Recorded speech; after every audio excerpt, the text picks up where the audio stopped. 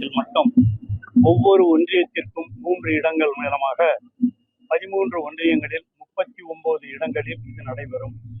குறிப்பாக இந்த மருத்துவ முகாம்களில் 17 துறைகளின் ஸ்பெஷாலிட்டி டாக்டர்ஸ் மருத்துவர்கள், அதில் அந்த சிறப்பு பயிற்சி பெற்ற மருத்துவர்கள் இங்கே வருகை புரிந்து அவர்களை சோதனை செய்யவிருக்கிறார்கள்.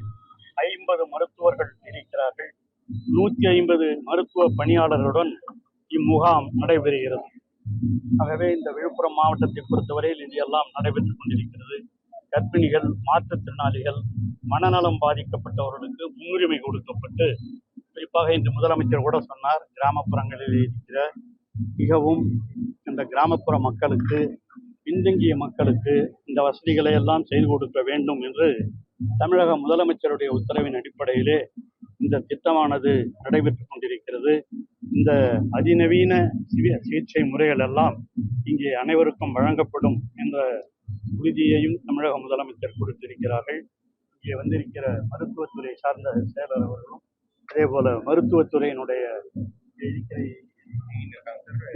டீன் போன்றவர்களும், இந்த மாவட்டத்தினுடைய செயலர்களும் எல்லோருமாக சேர்ந்து இதையெல்லாம் சிறப்பாக நடத்துவதற்கான ஏற்பாடுகளை செய்து கொண்டிருக்கிறார்கள்.